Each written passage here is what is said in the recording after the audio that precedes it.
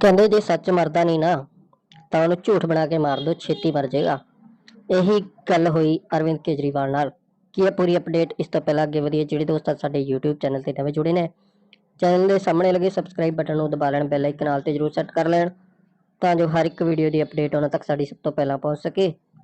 ਸੋ ਦੋਸਤੋ, ਅਰਵਿੰਦ ਕੇਜਰੀਵਾਲ ਨੂੰ ਬੀਜੇਪੀ ਨੇ ਕਿਵੇਂ ਫਸਾਇਆ? ਉਹਨਾਂ ਨੇ ਆਪਣੀ ਪ੍ਰੈਸ ਕਾਨਫਰੰਸ ਦੇ ਵਿੱਚ ਵੱਡੇ ਖੁਲਾਸੇ ਕੀਤੇ ਨੇ। ਕਿਵੇਂ ਜਿਹੜਾ ਤਾਣਾ ਬਾਣਾ ਬਣਿਆ ਗਿਆ, ਕਿਵੇਂ ਜਿਹੜੀ ਚਾਲ ਹੈ ਉਹ ਟੇਢੀ ਚਲੀ ਗਈ ਹੈ, ਕਿਉਂਕਿ ਉਹਨਾਂ ਨੂੰ ਪਤਾ ਹੈ ਕਿ ਬੀਜੇਪੀ ਦੇ ਖਿਲਾਫ ਜੇਕਰ ਕੋਈ ਖੜਾ ਹੋ ਸਕਦਾ ਤਾਂ ਸਿਰਫ ਅਰਵਿੰਦ ਕੇਜਰੀਵਾਲ, ਆਮ ਆਦਮੀ ਪਾਰਟੀ ਦੇ ਸੀਐਮ ਨੇ। ਸੋ ਤੁਸੀਂ ਵੀ ਸੁਣੋ ਪੂਰੀ ਗੱਲਬਾਤ ਕੀ ਹੋਈ ਹੈ, ਕਿਵੇਂ ਜਿਹੜਾ ਇਹ ਟੇਢੀ ਚਾਲ ਹੈ ਉਹ ਚਲੀ ਗਈ ਹੈ। ਉਹਨਾਂ ਦੀ ਪਾर्टी ने प्रेस कॉन्फ्रेंस ਦੇ ਵਿੱਚ ਖੁਲਾਸੇ ਕੀਤੇ ਨੇ।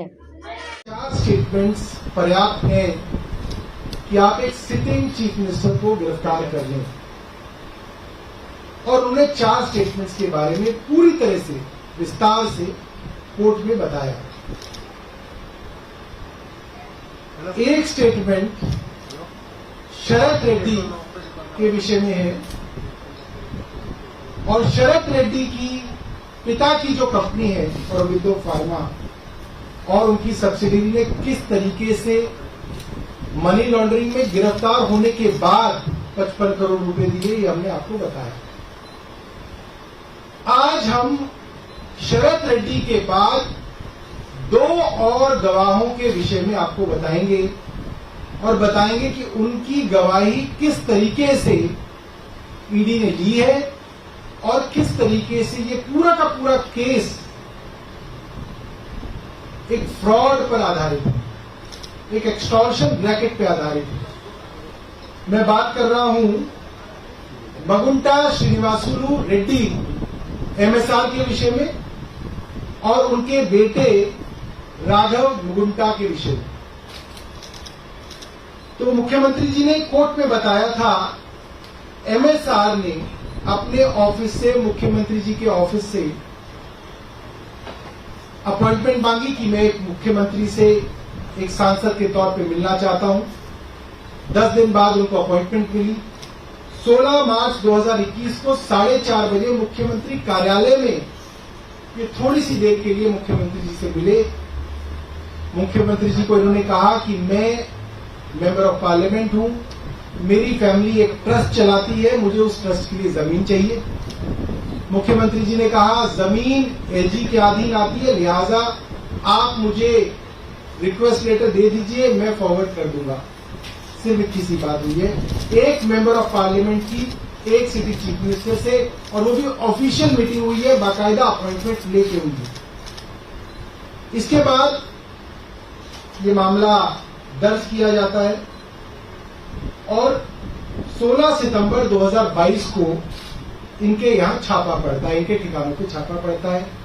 जब छापा पड़ता है तो इनसे स्टेटमेंट ली जाती है, और ये वही बात कहते हैं जो मुख्यमंत्री जी ने कोर्ट में कही कि मैं अपने फैमिली ट्रस्ट के सिलसिले में, उसके जमीन के सिलसिले में अरविंद केजरीवाल जी से मिला। उन्होंने कहा कि एलजी को लेटर वो फॉरवर्ड कर देंगे, बस इतनी ही बात है। ये उनकी ऑफिशियल स्टेटमेंट है जो ईडी ने दर्ज की हुई है। ये स्टेटमेंट 16 सितंबर 2022 की है। इसके बाद इनके बेटे राघव मुगुंटा को 10 फरवरी 2023 को गिरफ्तार कर लिया जाता है। जाहिर सी बात है, ये चौथी बार मेंबर ऑफ पार्लियामेंट है, लिकर के बड़े कारोबारी हैं साउथ के, और काफी जनरेशन से इनका वहां पे बड़ा कारोबार रहा है। कहा जा सकता है कि करोड़पति अरबपति आदमी है। 4 बार मेंबर ऑफ पार्लियामेंट, एक अरबपति आदमी के एक बेटे को जेल भेज दिया जाता है 10 फरवरी 2023 को। 5 महीने तक उसको जेल में सड़ाया जाता है, और फिर ये बाप मेंबर ऑफ पार्लियामेंट टूट जाते हैं, और 5 महीने बाद 16 जुलाई 2023 को ये अपना स्टेटमेंट बदल लेते हैं, और पहली बार अरविंद केजरीवाल जी के खिलाफ स्टेटमेंट देते हैं।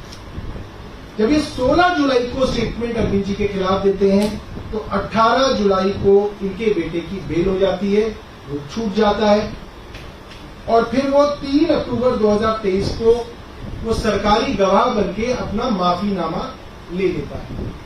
अब इसमें इंटरेस्टिंग बात ये है कि इन महीनों के दौरान मगुंटा श्रीनिवासुलु रेड्डी की 3 स्टेटमेंट्स ली गई, जिसमें से 2 स्टेटमेंट्स में उन्होंने अरविंद जी के विषय में कोई ऐसी बात नहीं कही जिससे अपराध के विषय में कोई भी जानकारी होती हो या उसकी तरफ इशारा भी होता हो। तीसरी स्टेटमेंट उनके खिलाफ उन्होंने दी।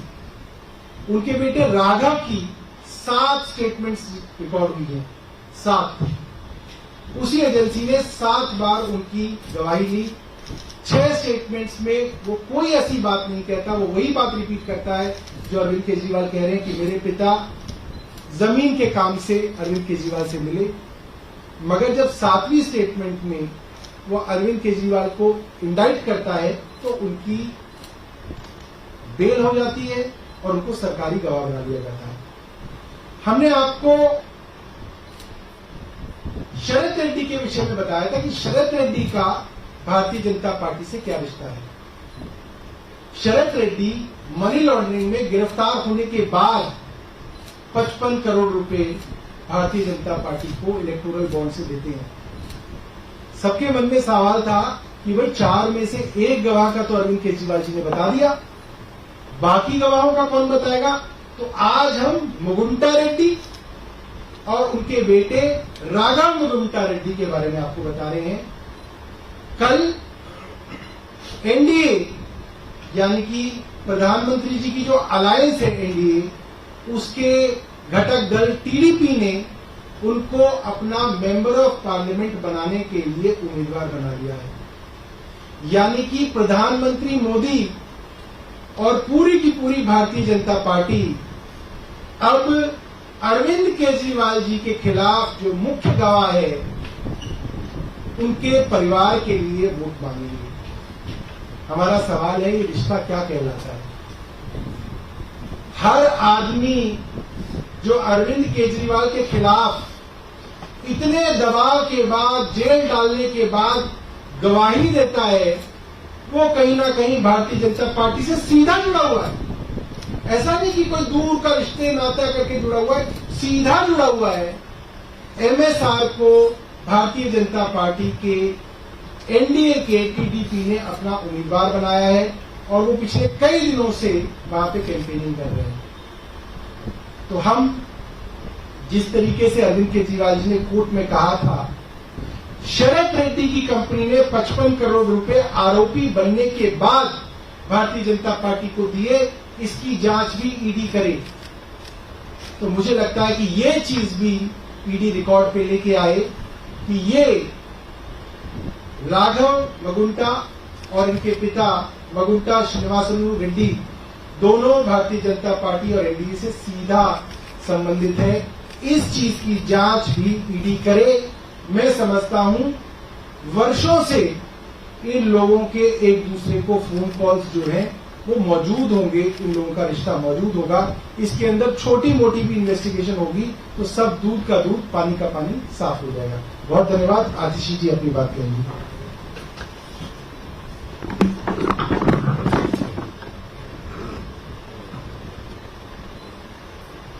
जैसा कि राउज एवेन्यू कोर्ट में अरविंद केजरीवाल जी ने बताया कि उनकी गिरफ्तारी 4 बयान के आधार पर हुई, मात्र 4 बयान, जिसमें से पहला बयान सी अरविंद का, जो तब सचिव थे, सेक्रेटरी थे मनीष सिसोदिया जी के, जिनका बयान मात्र इतना है कि उनको सीएम रेजिडेंस में एक्साइज पॉलिसी से जुड़े हुए कुछ कागज पकड़ाए।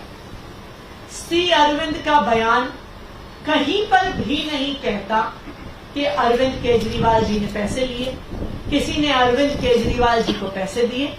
वो सिर्फ इतना कहता है कि सीएम रेजिडेंस में एक्साइज पॉलिसी से जुड़े उनको कुछ कागज। इसमें पैसे के लेन देन का कोई बयान नहीं। दूसरा बयान शरद चंद्र रेड्डी, जिनके बारे में आज देश का बच्चा बच्चा जानता है कि साउथ लॉबी के शराब कारोबारी शरद चंद्र रेड्डी ने ईडी का छापा पड़ने के बाद, ईडी की गिरफ्तारी के बाद 55 करोड़ रुपया इलेक्टोरल बॉन्ड्स के माध्यम से भारतीय जनता पार्टी को चंदा दिया। तो ये थी 4 में से 2 गवाही। बाकी दोनों गवाही पिता और पुत्र MSR मगुंटा श्रीनिवासलू रेड्डी और उनके सुपुत्र राघव मगुंटा रेड्डी की, जिनकी पूरी डिटेल सौरभ भारद्वाज जी ने आपको बताई कि किस तरह से एक सांसद होने के नाते MSR अरविंद केजरीवाल जी से मिले, अपने फैमिली ट्रस्ट के लिए जमीन मांगी। अरविंद केजरीवाल जी ने कहा कि आप हमें पत्र दीजिए, हम LG साहब को बताएंगे। उसके बाद ना MSR का ना उनके पुत्र राघव मगुंटा का अरविंद केजरीवाल जी से कोई भी संपर्क रहा। जब 16 सितंबर को उनके घर पे रेड होती है, फिर से पिता और पुत्र की स्टेटमेंट होते हैं, जहां पर वो दोनों कहते हैं कि हमारी अरविंद केजरीवाल जी के साथ कोई जान पहचान नहीं है। मात्र उनके पिताजी MSR एक बार अरविंद केजरीवाल जी से मिले, फैमिली ट्रस्ट की जमीन के लिए मिले। लेकिन ईडी को इससे संतुष्टि थोड़ी होती है। जब तक ईडी को अरविंद केजरीवाल के खिलाफ स्टेटमेंट नहीं मिलती, जब तक भारतीय जनता पार्टी को अरविंद केजरीवाल के खिलाफ स्टेटमेंट नहीं मिलती, वो इस केस के हर गवाह को प्रताड़ित करते रहते हैं। और इसी प्रताड़ना के तहत राघव मगुंटा को गिरफ्तार कर लिया जाता है 10 फरवरी को। 10 फरवरी के बाद भी राघव मगुंटा के पिताजी MSR इस बात पे कायम रहते हैं कि उनकी अरविंद केजरीवाल जी से एक्साइज पॉलिसी पर कोई बात नहीं हुई। राघव मगुंटा रेड्डी के भी बार बार बयान होते हैं, वो भी इस बात पर कायम रहता है कि उसका अरविंद केजरीवाल से एक्साइज पॉलिसी पर उनकी कोई बात नहीं हुई। लेकिन 5 महीने जब राघव मगुंटा रेड्डी जेल में रहता है, तो राघव मगुंटा रेड्डी भी टूट जाता है, उसके पिता मगुंटा श्रीनिवासलू रेड्डी भी टूट जाते हैं। वो अपना बयान पलटते हैं। 16 जुलाई को वो अरविंद केजरीवाल जी के खिलाफ अपने तीसरे बयान में अरविंद केजरीवाल जी के खिलाफ बयान देते हैं और 18 जुलाई को उनके बेटे को बेल मिल जाती है। ये सारा सीक्वेंस ये दिखा रहा है कि जब तक अरविंद केजरीवाल के खिलाफ बयान नहीं आता, हर गवाह पर दबाव बनाया जाता है, उसको प्रताड़ित किया जाता है। जैसे ही अरविंद केजरीवाल के खिलाफ बयान आता है, गवाही बंद हो जाती है, बयान लेना बंद हो जाता है और अरविंद केजरीवाल के खिलाफ के बयान को ईडी अपनी इन्वेस्टिगेशन में दर्ज कर लेती है। और अब जिस तरह से शरद रेड्डी का और भारतीय जनता पार्टी के रिश्ते का खुलासा हुआ इलेक्टोरल बॉन्ड्स की स्टेटमेंट बाहर आने के बाद, फरवरी 28 को राघव मगुंटा और मगुंटा श्रीनिवासलू रेड्डी का भी भारतीय जनता पार्टी से क्या रिश्ता है वो सामने आ गया। 28 फरवरी को दोनों पिता और पुत्र ने TDP, जो भारतीय जनता पार्टी का एलाई है, जो NDA का घटक दल है, 28 फरवरी को MSR और उनके सपुत्र राघव मगुंटा TDP ज्वाइन कर लेते हैं। और कल 29 अप्रैल को पिता मगुंटा श्रीनिवासलू रेड्डी को भारतीय जनता पार्टी के एलाई TDP से लोकसभा चुनाव लड़ने का टिकट मिल जाता है। तो जिस साउथ लॉबी की बात हम पिछले 2 साल से भारतीय जनता पार्टी की प्रेस कॉन्फ्रेंस में सुन रहे हैं, ईडी द्वारा प्लांटेड खबरों में सुन रहे हैं, ईडी की वकीलों की दलीलों में सुन रहे हैं, उस साउथ लॉबी का रिश्ता साफ साफ भारतीय जनता पार्टी से है। साउथ लॉबी का एक महत्वपूर्ण व्यक्ति शरद चंद्र रेड्डी भारतीय जनता पार्टी को 55 करोड़ रुपए चंदा देता है और साउथ लॉबी के में एक महत्वपूर्ण शराब कारोबारी मगुंटा श्रीनिवासलू रेड्डी और उनका बेटा राघव मगुंटा बीजेपी के LITDP में शामिल होते हैं और एनडीए की टिकट से लोकसभा का चुनाव लड़ते हैं। तो साउथ लॉबी का, शराब कारोबारियों का सीधा सीधा रिश्ता भारतीय जनता पार्टी से। तो मैं आज ईडी को ये चैलेंज करना चाहती हूं कि अगर आप वास्तविक तौर पे एक इंडिपेंडेंट इन्वेस्टिगेटिंग एजेंसी हैं, तो इन सारे फैक्ट्स को रिकॉर्ड पे लेके आइए। भारतीय जनता पार्टी और साउथ लॉबी के इस रिश्ते को इन्वेस्टिगेट करिए। भारतीय जनता पार्टी को आरोपी बनाइए और अपनी चार्जशीट में भारतीय जनता पार्टी और साउथ लॉबी, जो साउथ की शराब कारोबारियों की लॉबी है, उनसे भारतीय जनता पार्टी के रिश्ते को कोर्ट के सामने रखिए। ये मेरा ईडी को चैलेंज है। Thank you. मैम, इसी मामले में आज कैलाश गहलोत को भी समन मिला है, वो भी पहुंचे हैं किसी दफ्तर। देखिए, जो ये सारा प्रकरण है, चाहे ये अरविंद केजरीवाल जी की गिरफ्तारी हो, उससे पहले मनीष सिसोदिया जी की गिरफ्तारी हो, संजय सिंह जी की गिरफ्तारी हो, सत्येंद्र जैन जी की गिरफ्तारी हो, किसी भी गिरफ्तारी का किसी भी जांच से कोई लेना देना नहीं है। अगर जांच से लेना देना होता तो आज जांच भारतीय जनता पार्टी की हो रही होती, क्योंकि साउथ लॉबी के शराब कारोबारियों का सीधा लेना देना भारतीय जनता पार्टी से। लेकिन ये पूरी तथाकथित जांच सिर्फ और सिर्फ आम आदमी पार्टी पर हमला करने के लिए है, अरविंद केजरीवाल पर हमला करने के लिए है, दिल्ली की चुनी हुई सरकार को गिराने के लिए है, अरविंद केजरीवाल और उनकी आम आदमी पार्टी को लोकसभा चुनाव में प्रचार करने से रोकने के लिए है। आज कैलाश गहलोत जी को बुलाया है, क्या पता कल मुझे बुलाएं, परसों सौरभ जी को बुलाएं, उसके बाद एक एक करके आम आदमी पार्टी के हर नेता, हर विधायक, हर कार्यकर्ता पर झूठे आरोप लगाकर उनको समन भी करेंगे, उनके घर रेड भी करेंगे, उनको गिरफ्तार भी करेंगे। ये भारतीय जनता पार्टी की साजिश है। मैम, क्या आप इसको देख रहे हैं प्रेसिडेंशियल रूल लगाने की कहीं इसमें कोई कॉन्स्पिरेसी हो? जो ये पूरा घटनाक्रम है, जिस तरीके से अरविंद केजरीवाल जी को गिरफ्तार किया गया है, ये दिल्ली की चुनी हुई सरकार को गिराने की एक साजिश है। प्रधानमंत्री नरेंद्र मोदी जी ने, उनकी पार्टी भारतीय जनता पार्टी ने ये देख लिया है कि वो कितनी भी कोशिश कर लें, वो दिल्ली में अरविंद केजरीवाल को हरा नहीं सकते।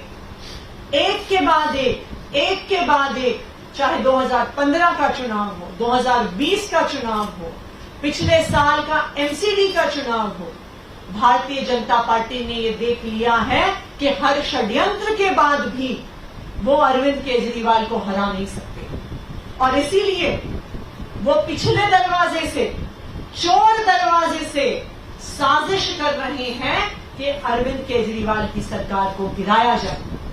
और इसीलिए अरविंद केजरीवाल को गिरफ्तार किया है, कोई जांच करने के लिए नहीं, कोई एक्साइज पॉलिसी की इन्वेस्टिगेशन के लिए नहीं, पर एक लोकप्रिय चुने हुए मुख्यमंत्री और उनकी सरकार को डिस्टेबलाइज करने के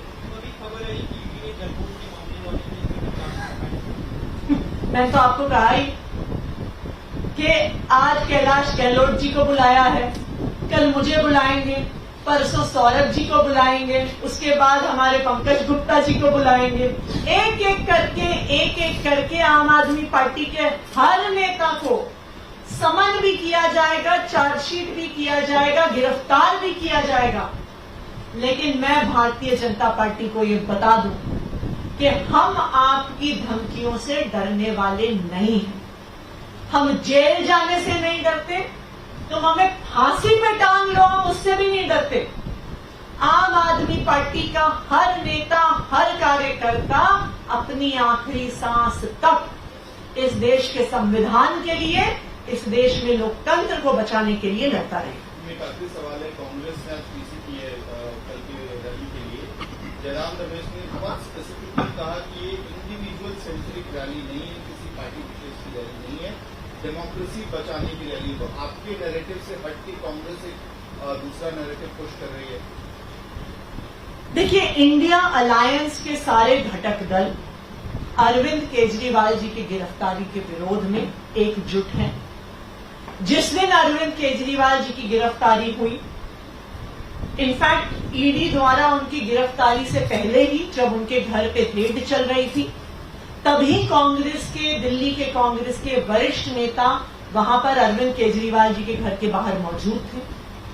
कांग्रेस पार्टी ने, डीएमके ने, टीएमसी ने, इंडिया अलायंस के हर घटक दल ने अरविंद केजरीवाल जी की गिरफ्तारी का विरोध किया, आज भी करते हैं। और अरविंद केजरीवाल जी की गिरफ्तारी सिर्फ उनको जेल में डालने की बात नहीं है, ये इस बात का द्योतक है कि आप एक लोकतंत्र में चुनाव की घोषणा के बाद एक प्रमुख विपक्ष के चेहरे को कैसे जेल में डाल सकते हैं? आप एक सिटिंग चीफ मिनिस्टर को कैसे जेल में डाल सकते हैं? आप एक राष्ट्रीय पार्टी के राष्ट्रीय अध्यक्ष को कैसे जेल में डाल सकते हैं? और हम तो बार बार खुद कह रहे हैं कि ये प्रहार सिर्फ आम आदमी पार्टी पे नहीं है, ये प्रहार इस देश के लोकतंत्र पर है। चाहे वो ऑपरेशन लोटस जिस तरह से चल रहा हो, विपक्षी दलों पर सीबीआई और ईडी के केस हो, कांग्रेस पार्टी का बैंक अकाउंट फ्रीज करना हो, लेफ्ट पार्टीज को इनकम टैक्स का नोटिस हो, अरविंद केजरीवाल जी की गिरफ्तारी लोकतंत्र पे जो हमला हो रहा है उस पे एक आखिरी प्रहार है। और इस प्रहार के विरोध में इंडिया के घटक दल सब एक साथ हैं।